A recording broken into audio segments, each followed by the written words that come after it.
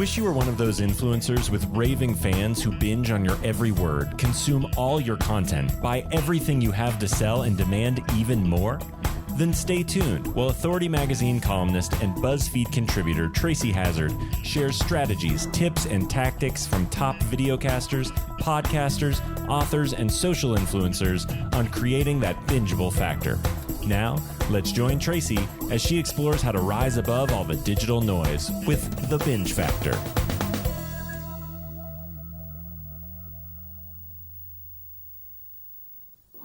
Hey everyone, welcome to the Binge Factor. I'm Tracy Hazzard and I have two hosts today. I have co-hosts and they are BFFs.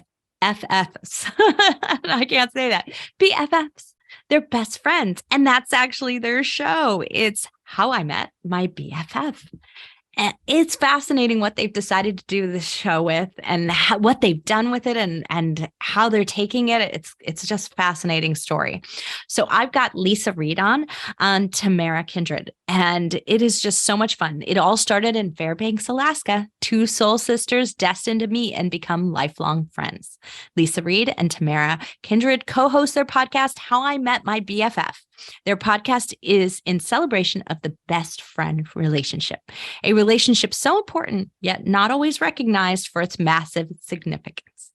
Leisa and Tamara interview other best friends to learn how they met and hear their perspectives on friendship. So it's really an interesting model. And Leisa Reid and I met because she's a speaker coach. And we just get speaking gigs now is her business. And we met because of that. And the fact that she has this podcast and it's not directly related to that business is really an interesting model. So we're going to talk today a little bit about both of those things, about how they got started, how they co-host together, how they stay BFFs, and how it does translate into future growth and future business opportunities for them both. Leisa and Tamara, so glad to have you. I'm so excited to talk about how I met my BFF. The funny story is like Leisa was coming to meet me and we were just having a Zoom meeting. We got connected up.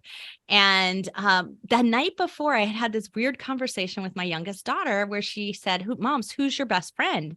And I said, my best friend's your dad. And she goes, that's not allowed. It has to be a girl. And so that was when like your podcast name just totally caught my eye and we had to have a conversation. You got BFF shamed. I know, really. I was like, I'm not allowed to have your dad. No, it's not allowed. So funny. So I love how you're the story and the premise of the show, but what I didn't hear anywhere, and maybe I missed the episode on this because I skim it, but what made you guys decide to start a podcast together?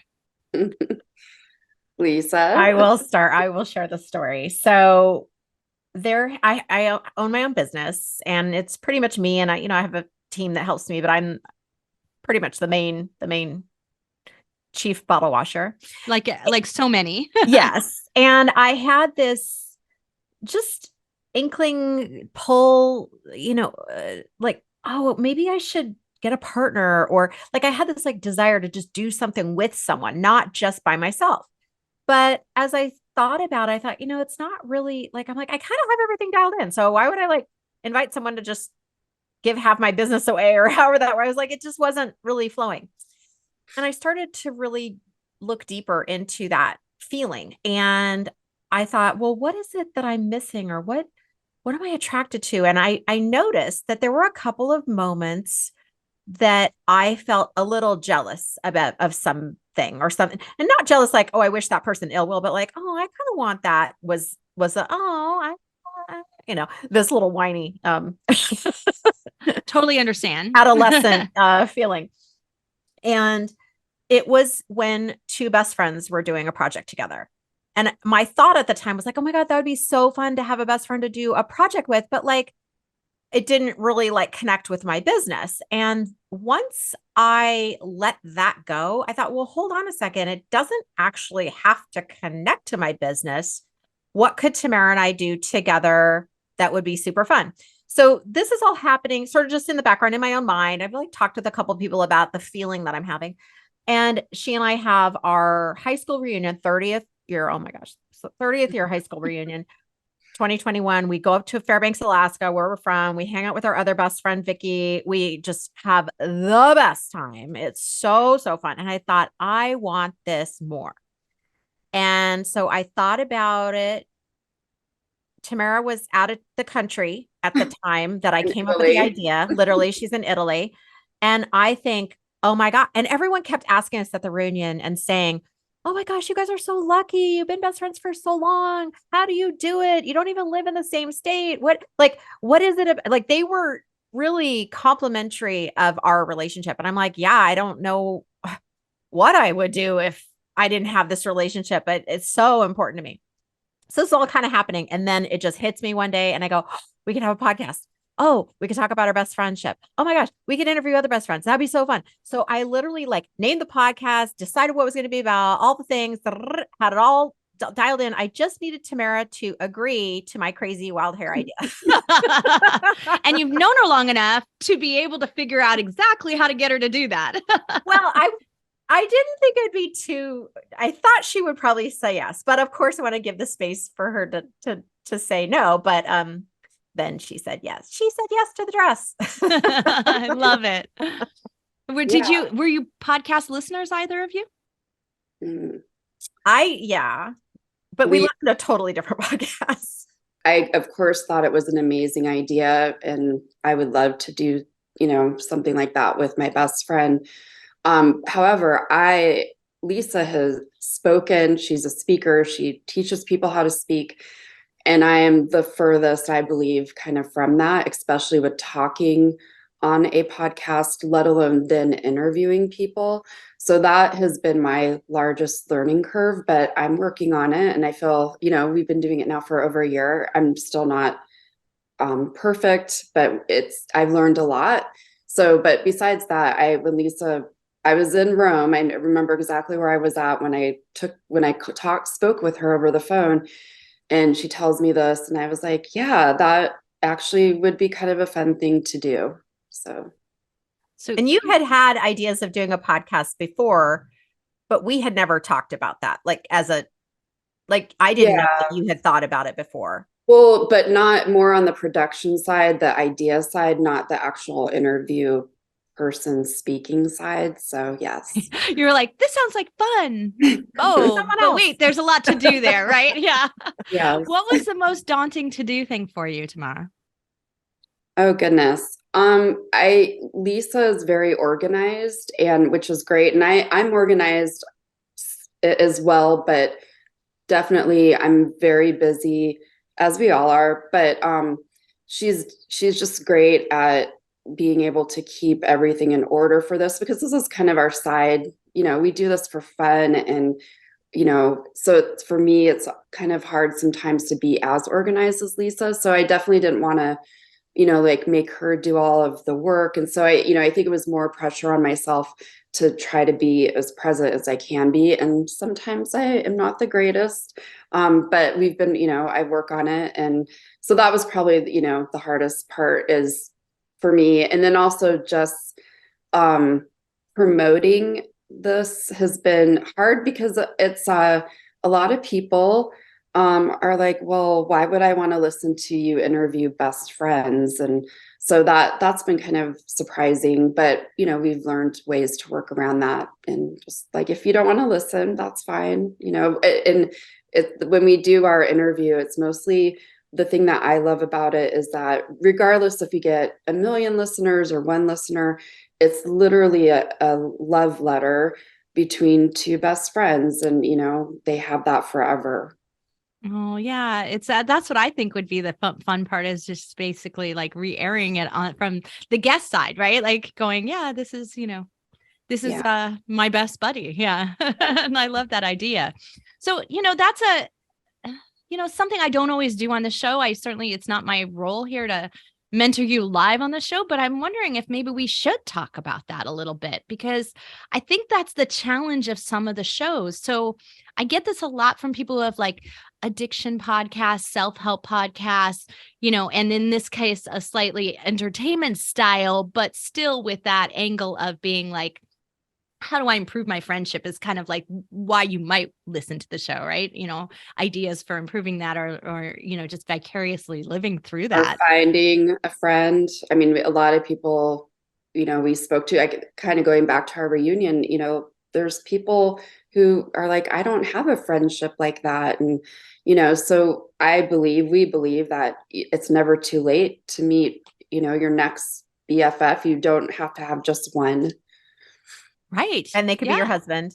And they can be Or your husband. spouse, That's your allowed. partner. Okay, I'm Well, telling or my boy daughter or that. girl or I'm clipping this right now that you said that, so it's valid. The yes, we are expert testimony right here. That's right. But that's, I think that, the model that I recommend most to them. And for, in your case, your guests are more likely to share this out to their friends. It's like, oh, we did this really cool, fun thing together. It's just like, we went out to dinner together. We went to the spa together. Like, you're sharing something fun you did together. So that's more likely to happen.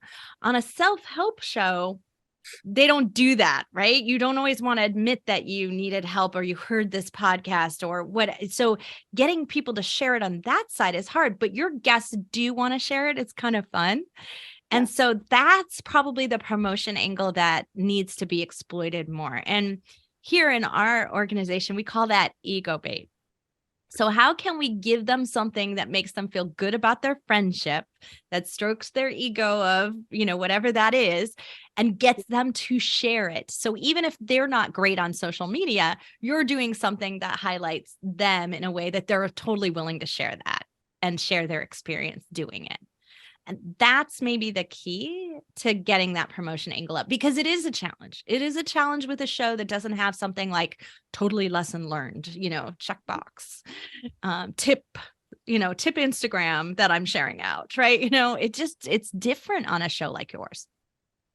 I think the surprising thing about having a podcast, and I've done a lot of different, I've done like a YouTube show. I did several, 70 episodes on my YouTube channel and in different things. I'm a guest on lots of podcasts, and I have my own social media presence and team that's regularly going. But I think what I was surprised at how organized I feel like we are, and giving them all the links and telling, saying, here's a way that you can share it. And we ask that you do X, Y, and Z. But it's still just with Tamara and I being so busy, it's like, kind of, how do you keep your eye on all those balls, or to, like, I don't follow up and see if they actually did share, or how do we make sure we're connected? And then that's just, it's like this minutia of detail that I'm not great at tracking those pieces. Yeah. And this is the thing in our company, we do automations for those things because it is almost impossible for you to check. Like, I used to write my articles for Inc. magazine, and I would share out the articles to PR firms, and I couldn't even be sure they were resharing and doing what they were supposed to do. There was really no way for me to figure that out. And so it got to be a problem. So the only thing that we found does up the ante is you share it when the episode goes live. Mm-hmm. You do all of your social promotions for a week, whatever you're going to do. You might have 2 or 3 posts that you make over a course of a week, and you make sure that you tag, because if you don't tag, it's not going anywhere. They'll never see it.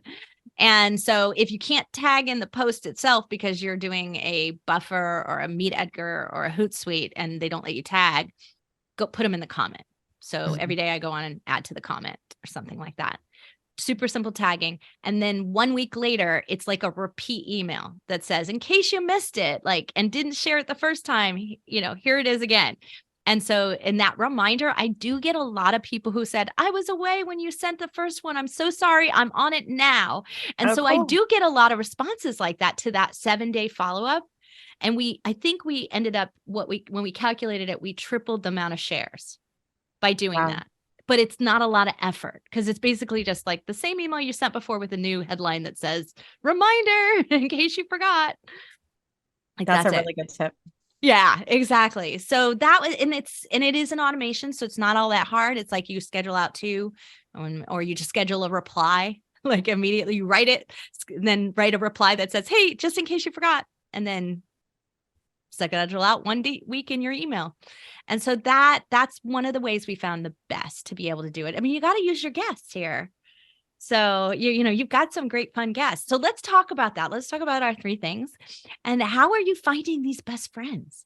I'll take this one first. I do, because being an entrepreneur, I am networking out a lot, and whether it's virtual or in person, or I'm out speaking. So I meet people. I just meet fascinating people like you, Tracy, on a regular basis. And I kind of use my intuition or my, just like, oh, this person might seem like a good guest. And so I'll just say, oh, I have a show, and I co-host with one of my BFFs, and we interview other BFFs, and I can tell right away. They're like, so I usually, that's when we start talking about them being on the show. If they're like, oh, okay, that's nice. I know we're probably not a fit, which is totally fine. It's not, I would think it would be a good icebreaker, though. Like if you were I could totally see that as a great networking event. It's like, hey, who's your best friend and where'd you meet? Like, you're just like, I'm so curious about you. Like normally we ask about where you're from and we want to hear about, Montana, or like we were just talking about thunder snow and scary places I've lived. Like, what are those things that are icebreakers? I think asking about people's BFFs is really interesting. It's amazing. I mean, I never thought, again, this is this relationship, this powerful, strong relationship I've had with Tamara since we were 12. I never, I don't know, thought about it intersecting with my business life, and that certainly wasn't why I stayed friends with her for so long. And like, not the intent, but it is a beautiful conversation starter that's just really natural and true. It's not, I'm like, I'm happy to share about it, and I'm happy to talk about it and talk about her and how lucky, we are to have each other. And I love hearing other people's stories. They're like, oh my gosh, my best friend and I, the way we met, so crazy. You got to hear, I'm like, oh my gosh, we want to have you on the show. So it's to me, just, it fills my heart. It really does. I like it. Yeah. Oh, I just love that. What about you, Tamara? Do you find people just randomly? Well, it's kind of funny. I think I've only brought maybe one show has been guests that I have gone out and reached. In a lovely way with what Leisa does. We haven't had, sometimes we've been too busy. So just with the network and how it has spread, which that has just been the most fascinating, because we're now interviewing people that Leisa doesn't necessarily bring to the show. We're now like layers and layers of people from, like, oh yeah, we were friends of so-and-so that you guys interviewed back in, June. So you're getting people who are saying you should come on their show. Yes. Yeah. So they get to book, they can go and book themselves. So we just show up and, meet these people that neither one of us know. I do. It's like a cocktail hour for you too. Oh yeah. So fun. Yeah. And so, I could probably, work better at inviting people, but we just haven't, it's all worked out. So yeah. That's so good. I have a list of people like, okay, but we just haven't been, we've just been, booked. So it's worked out well. Oh, that's so good. Well, listeners, so we were talking about social media promotion and everything. What's working for you over there? What do you really see as some of the ways that you're finding that listeners are finding you best? I think I actually don't know that. I'm not a deep analytics person like you are, Tracy. You are like, I don't know, in Mensa or something. I don't know, not on social media, but anywhere else, definitely. For me, I would say it's been because of our guests, and also I use it to promote on my own channels for my business, because that's another thing that's not like pushing my business, but it's a project, a fun project that I can do. It's also because I work with entrepreneurs who like to speak. They might find that that's a great way to get on a podcast and practice talking, just being, how do you do it? So I promote through my business channels, which if we didn't have that, I don't know what else we would have done, to be honest, because we as the How I Met My BFF doesn't have an email list, right? That hasn't been our area of focus. It could be in the future, but currently is not. Well, I was thinking about this as, I was checking out your Instagram feed and stuff like that. And you do have an Instagram feed for the podcast. Yeah. And I think it's really brilliant because so much of what we have today on social media is so highly constructed. Like, it's over branded. Mhm. And you've got these like fun shots of the best friends that they've obviously sent you like their own social media like posts where they were like at a party together. They all look like they're having amazing fun and that they love each other. And that's so great to see in someone's feed. Like it's refreshingly Definitely authentic. fun. Yeah. And it's not Homegrown. like, yeah. So, and so anyway, and one of the things that I did say is that, so I listened to your show to check it out right before as part of my research process. And I had heard a little bit of it, but I refreshed myself again. So I heard a little bit of it when I first met Leisa, but I wanted to check it out again. And as I did, I got this episode about you two going to Italy, which I'm going to talk about in a minute because I totally want to hear all about that.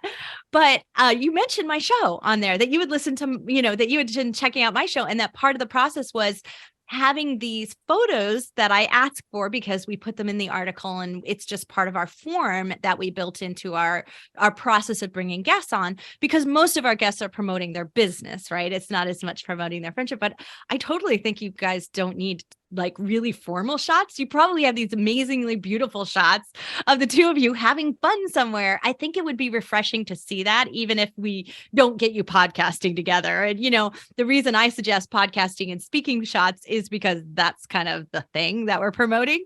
But it's really, I think you guys having just those wonderful shots of the two of you together out there being authentically you and being friends out there, that's amazing. Like, how often do we get good, candid shots that are a part of our promotion in any way? And you guys have the opportunity for that. Yeah, the one that we sent you is, and I don't even know if I told you this, Tamara, so surprise, is when we went to Hawaii together for the very first time. We were 18, and it happened to be a totality eclipse. And so they handed out these little, like, kind of like imagine like a 3D glasses, like little cardboard, glasses. So there's a picture of us in Hawaii with our little 3D glasses. So you all are going to have to check out the blog post for this episode so you can see it, or go on Instagram and check it out, right? But I love that. Yeah. And I think this is kind of I think that sharing is going to naturally grow the show. It's not a speedy way, but I do think naturally that's going to get you listeners, because someone's going to say, wow, that photo looks so fun. I want to hear the story behind that. I guess we'll have to tell that story in another show. Yeah. The totality eclipse story. No, tell it right now. We'd love to hear it. So you were 18 in Hawaii. Yeah. So it sounds like there's a pattern here, and we'll get to the last, we'll get to the trip that you just went to Italy, but let's hear this Hawaii story. I want to hear it. Well, let's see. We graduated, and Lisa's dad had moved to the Big Island, and we just, both of us wanted to go there, kind of our last hurrah before we were off to college. I was supposed to go to MSU, and Leisa was she went to California. And so we were just going to go for 2 weeks, and I'm very into astronomy, and there's just so happened to be a total solar eclipse. It was 1991, July 17th, I believe. And so I was all like, yes, I'm going to go to Hawaii. I, want to see this. And, of course, being in Alaska, many dreams are to go to Hawaii and hang out with your best friend in the summer, before moving on to college. So we went for 2 weeks and stayed with Lisa's dad. And it was my first time. Was it your first? You had been to Oahu. It was my first time. Oh, no, I had been to Hilo when I was little, but I'd been to Waikiki, Oahu, but not the Kona side. So that was my first time at the Kona side. Yeah. And it was my first time being in Hawaii whatsoever. So we had an amazing 2 weeks, and it kind of sidetracked my life because I ended up going back to Alaska and packing up and moving instead to Montana to go to MSU like I was supposed to do. I moved back to Hawaii. So it really inspired you to change the whole course of your life. I love that. Well, Yes. trips are really a kind of an interesting idea. And so as you were talking about on the episode that I was listening to of your show about your Italy trip, and this is before you went, because I haven't heard one since you came back. It's So in production. yeah, so I'm sure it's got back. coming and I don't want to miss it. And, hey, everyone out there, by the time this airs, it will definitely be out there, I'm sure. So, because we're a couple of months out recording here. So I'm sure it will be out and you can go catch that episode and we'll link it into the blog post. But, you guys make trips together. And I thought, there was a podcaster I had really early on here on the Binge Factor when it was actually called a different name. It was called the Center of Influence. And one of the outcomes of her podcast was the fact that she was running these trips. And I was thinking, the best friend trip sounds so much fun. I think that might be your monetization model in the future. Like you run these trips that we just bring our best friends along. That's what it ended up. Well, we started getting that exact comment throughout episodes of different people who didn't know each other. Like, oh my gosh, we want to go with you guys when you go somewhere, or we want to go on a best friend retreat. Like it kept getting best friend cruise, best friend wine tasting. Like people would say that to us and we're like, huh, that's not a bad, we could do that. That's not a bad idea. Fun, And then Tamara, you can share how the Italy trip ended up becoming basically our first BFF retreat. If loose rules, loose. Yeah. Just having a really fun time. Well, I was with one of my daughter's best friends. We were having lunch in June. And I've been to Italy a number of times and I've made friends there. So I know people there and I just love going there. And so we were having lunch and she was like, I really want to go to Italy with you the next time you go. And that's all you needed to hear. Well, yeah. I happen to be going tomorrow. Well, and I was like, well, let's go. And I have a friend in Italy and it was just weird timings.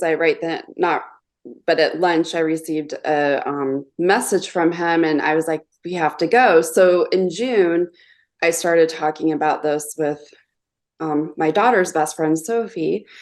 And then I kind of was like, well, I kind of want to open this up because I have had the great experience of getting to go to Italy. I kind of know, not everywhere, but, just definitely Rome and the Amalfi Coast, the best, Tuscany. And, so I was like, so I just kind of, my group of friends, so they, a lot of the people who came were a bunch of my best friends from all different walks of life. So I was kind of like the hub of it. But before I knew, I was, telling people in my life that I would love to show Italy to.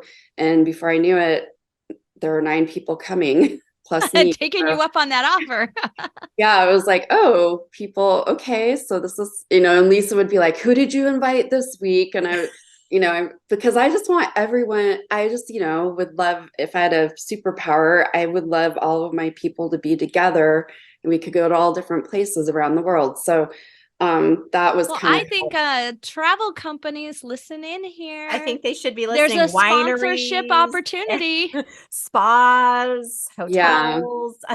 Well, I just met a whole group of I belong to this mastermind who had they spun off and have like a little ladies section, and we have a Zoom call every couple of weeks, and whenever there's one of the events, which is quarterly, we usually had a breakfast, but we would chat too long that we would delay the start of the event. So they eventually decided this past event to give us dinner so that we could go as long as we wanted, which was really smart. And then, and one of the people there was so sweet. He sponsored wine for us all. So one of the guys there was like, I really want to support all the women in this group. And here this is. Well, one of the people in there is organizing. It's called Lugo's Travel. And they do these wonderful events. And she's got a wine tasting spa event in Northern California. And we're all like signing up at the table because it just means that we now get to have an event that we don't have any like structure to, except for go whitewater rafting and, get a spa and go taste some wine, right? Like, and it sounds so much more fun for us to get to hang out that way. So I do think you're onto something. I love that. Yeah. A lot of times when we do interviews, and Leisa and I joke around about it, like I'm at a winery, I'm like, we should just go do like a season of best friends go to wineries. Well, and hey, that's maybe the new idea for you is just to like, pop on a travel mic, like, open up your iPhone, doesn't really matter, right? Just pop it on and tell them where you are and what you're doing as friends together to connect. Like, it doesn't need to be a long episode in between the other ones. So, I think that's part of the charm of your show. And if I could identify any binge factor about it, it's that we're watching two, pretty different people who have managed to stay best friends for their most of their lives, and who still love to do things together. And I think there's some, vicarious aspiration through that. Like, I really want to live in that model of it. At the same time, I then curious about the other people that you find and where am I going to meet my next best friend. So there's all that, also that like, what's going to happen next? Where are you going to go next? And who are you going to introduce me to next? That's kind of an interesting model, but it's an attractive model that makes me want to listen to all your shows. Yeah, it's so fun to hear. I think it gives people hope as well, because it can, be lonely. Or I had a close friend share with me, she, confessed why she hadn't taken me up on being on the show. And she said, I actually had some guilt and some, I don't know if she felt shame, but she felt some feelings that weren't great about a friendship that she had had for a really long time. And it had ended, and she felt really sad about that. So she just was like, I just don't feel like, yay, I want to go talk about this. Well, since we've been chatting for about a year, she has actually since rekindled and healed that relationship, which is why the confession came. And I was like, oh my gosh, that's amazing that you, and she goes, we might even use that as something that we talk about on the show, because they're very transparent with each other. And I'm like, that is incredible. That would be beautiful, because, I bet you there are a lot of, like, I actually just talked to my sister this morning, and we like are so busy, and we live like 10 minutes apart, there's no excuse, but then we only get together on Thanksgiving, and so it was ridiculous. But I talked to her this morning, and I was like, I was feeling bad about it. And she was like, oh no, don't feel bad. It's just, because I was saying it's on me. I'm the big sister. I should have been calling you every week and bugging you to get on the phone with me. And she's like, no, it's me. And what I appreciate most about you is that I can pick back up. And I was like, okay, good. I don't need to feel guilty about this. Our relationship's okay as sisters. That's beautiful. We're good. And so, yeah, but people want to hear that, because we do run around with some guilt about our friends, or about how often we connect with them, or yeah. And life changes. We, kids, Tamara's had 5 kids. I've had 1. We've both been through divorce. We've both moved. We've had, economic challenges. We've had economic times of greatness. There's and everything in between. And it's not, you have to put effort. I believe there is a certain amount of effort to having a solid friendship with the person, Well, and I think that that's what you're showing on this podcast a lot, is that it just doesn't happen. It's work, but good, worthwhile work, hopefully right? Fun work. Yeah, it's fun, good, worthwhile work, right? To stay connected to someone, and hey, maybe podcasting together is the way to keep that connection happening. It's definitely been, I think, I don't know, Tamara, how you feel about this, but like, I remember, oh, wow, this is our first time sharing like a Google Doc. That's different. Like, we've never and we usually just prior to the podcast would talk on the phone, because, we're children of the 80s, and we didn't really FaceTime, or we definitely weren't on Zoom regularly. So it's been really a different part of our relationship. Like, oh yeah, look at us. So your relationship has grown from it. Well, I want to end with this, and I really want to ask both of you, and I'm going to start with you, Tamara, but, what has been the most surprising return on investment for you personally? And has there any been professional good news or things happening because you're like, hey, I'm a podcaster, and people have rewarded you for that? Oh goodness, that's a hard question. I think as far as what's been the most rewarding part is that, the time that Leisa and I, beyond what we already did anyways, get to spend together. And it is it is having to use a different part of my brain with, Leisa, as far as like, yes, we are working on Google Docs and setting up, Instagram and all that stuff. So that part has been really great, because I think it's, kind of just made me be able to focus on something creative, but also learn with my best friend.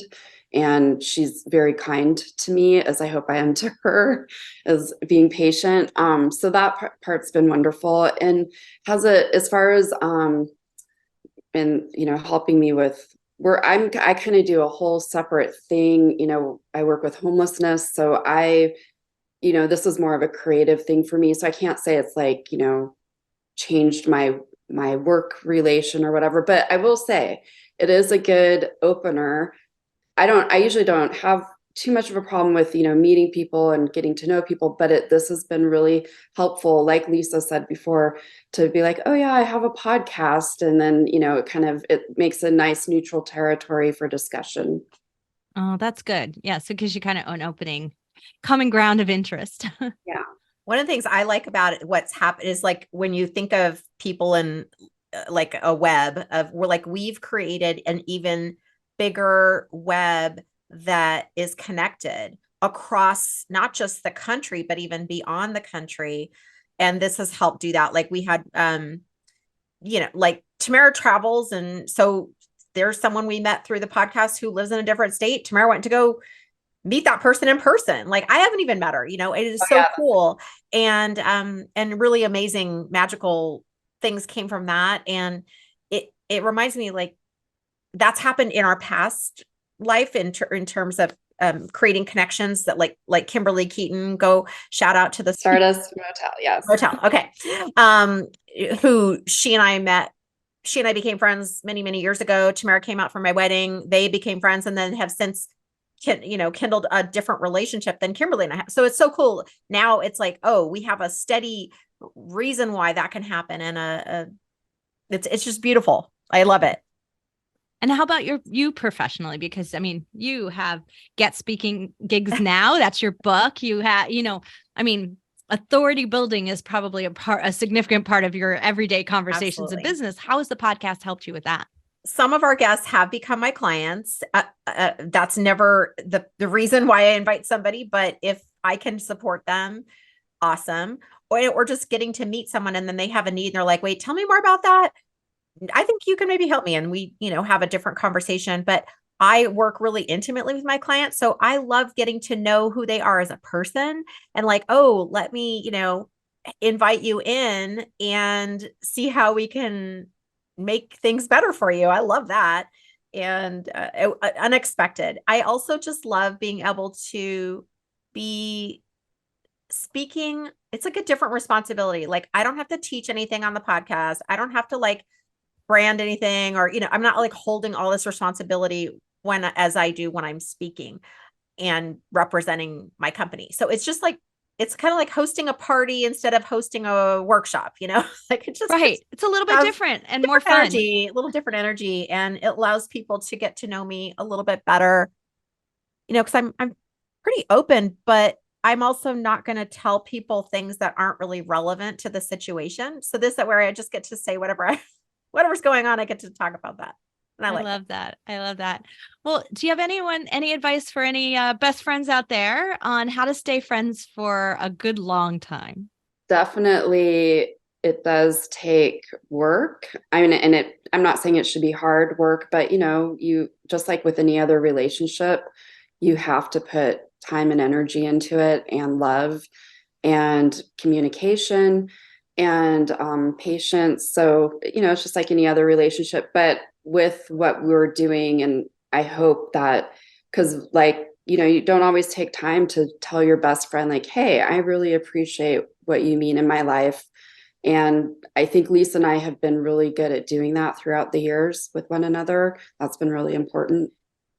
That's really great. And you know what? I've heard that throughout the conversation here today. So I was thinking like what you just said there totally applies to being good co-hosts together as well. And I think too often that's the part that you've appreciated Leisa's skill sets and the things that she's been teaching you on the organizational side. And I can hear at least his appreciation for your ability to just connect and grow your like trip to Italy and just meet somebody new. And so I think that that's really great that you do appreciate that about each other and say it. I think too, it's about being intentional about, I mean, on a deeper level, it's like, if a person wants more friendships or deeper connections, then what's that intention look like for you? Who are you wanting to attract? What kind of activities do you enjoy doing? I bet if you went and did those kind of activities, you'd probably meet a bird of a feather, who flocks together with you. And then it's a little gutsy, I think, as an adult to become friends with someone. Like, you kind of have to say, hey, I like you. Do you like me? And do you want to go play? And which harder as an adult, right? Was easier at 12. Yeah. It's like, hey, I've got Barbies. You want to come over and play Barbies? So now it's more like, want to meet for coffee, but extending that and seeing if you still connect, and growing that is just one step at a time, Well, thank you both for coming on the show. I'm so glad we got to talk about how I met my BFF, and so glad we got to meet and get to know you both better. Ciao, Bella. Thank you, Tracy. I love that when I get to interview people, and it gets me thinking about things like, who's my BFF? And would anyone really want to hear the story? And, and honestly, because my BFF is my husband and partner, people do want to hear the story. So it is kind of an interesting thing that you can explore how somebody is, who they are through that relationship, and still get out some kind of interesting business relationship going as well, because everything revolves around relationships. We have a relationship, you and I here, you, my listener, and me, your curator, right? Bringing you interesting stories, interesting podcasters, and trying so hard to make sure that I'm thinking about you all the time. So we do have a relationship going here. And I think that intimacy of the microphone is really helping out this show, and could be helping you with your exploration on your show and your ideas as well. So check out How I Met My BFF. Check out their business model, check out their podcast model, check out the structure and how they do things, and check out the interesting and fun interviews that are there. And be sure to connect up with Leisa and Tamara as well. You can do that by going to the blog post for this episode on thebingefactor.com, and come back next week and see who I've curated for you as your next inspiring guest on The Binge Factor. You've been listening to the Binge Factor podcast. For more information on podcasting and videocasting success tips and tactics, please go to thebingefactor.com. And be sure to listen to our other show for podcasters called Feed Your Brand. If you'd like to be interviewed on this show, as well as featured in Tracy's column, please go to thebingefactor.com/guest and apply.